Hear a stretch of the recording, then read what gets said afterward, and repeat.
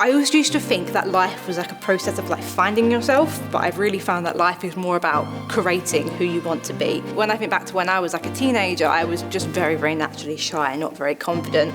And I think if I could have created the person that I want to be, it would be the person that I am now.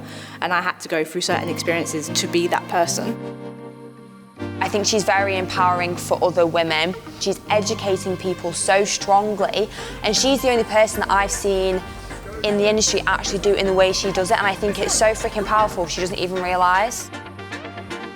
My name's Sophie Butler and I'm a Gymshark athlete and a online social media influencer and also a disability rights advocate.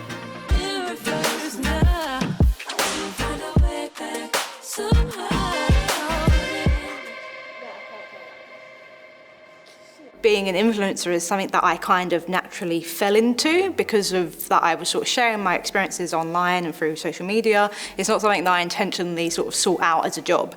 And I think as I really sort of grew into it and became more aware of my influence, as you wish, I thought with that came the responsibility that comes with that. So that's where I fell into the advocacy stuff. So it's things that I was already talking about because it was my personal experience, but there kind of became this point where I realised that, oh, I actually can influence people and the way that they think, and that's a really powerful thing, and it's something that I really sat on for a bit, and I kind of had to really think, well, what are you gonna do with this influence and use it in a right way, in a responsible way. And then it kind of just naturally became that I was advocating for disability rights and talking about different subjects, and I think it's more a case of, like I said, them intertwining with each other. The more that I'm growing in my responsibility as an advocate, that's really going to impact my influence, like my influencer work and what I do there, but then also influences my work as a trainer, as a coach, because then I'm going to be a better coach, I'm going to have that better connection with people as well. It was just an instant, very, very friendly connection. We have a lot in common in terms of we're here to educate people, we're here to help women. Obviously we're here to help everyone, but I predominantly work with women and so does Soph. And even though we probably educate people in different ways, we have different topics and subjects we talk about, we instantly gelled because we have the same vision. I know that I'm doing good work. So I think because I've seen the impact of what I'm doing, and I know that I've had a good impact on people, and I know that I've done good things and putting out good work, that's kind of really secured my confidence in myself and what I'm doing, and it kind of really makes me more secure in where I should be going to the future. I know particularly when I've been through things in the past, like when I had like a really bad experience a couple of months ago on social media, Lucy Davis was there to kind of be like, I've got this.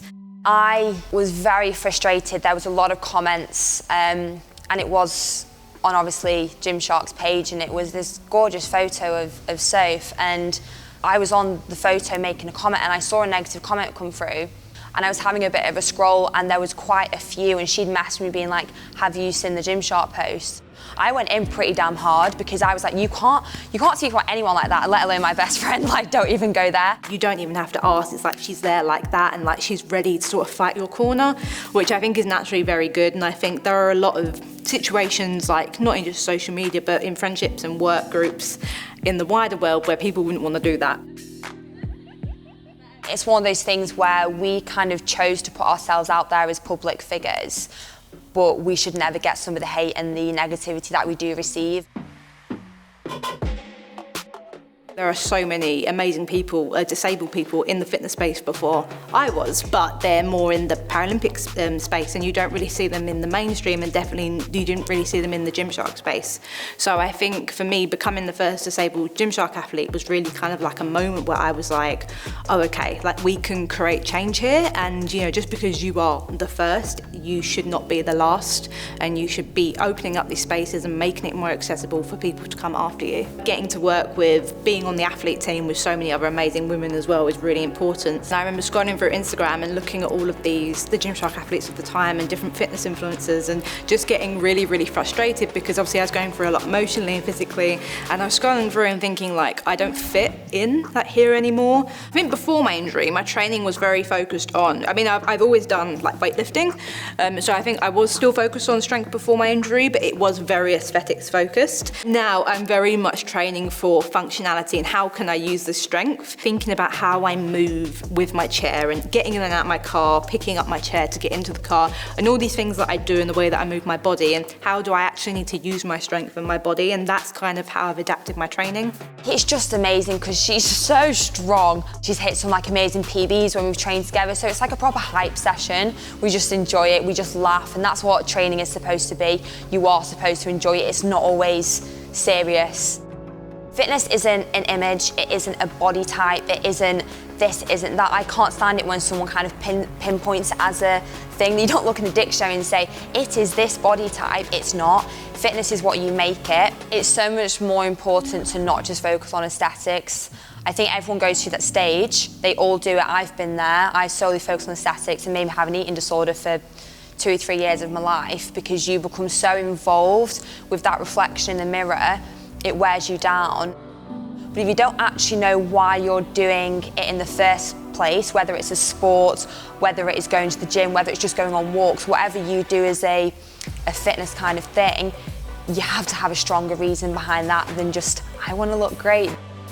I kind of had this moment where I looked through all of the decades and realised the most beautiful woman of each decade was so different from each other, and I thought, well, this decade it's Kim Kardashian and everyone's trying to look like Kim Kardashian. What's it going to be next decade? And I'm not going to exhaust myself changing my body to fit a standard that I didn't even create.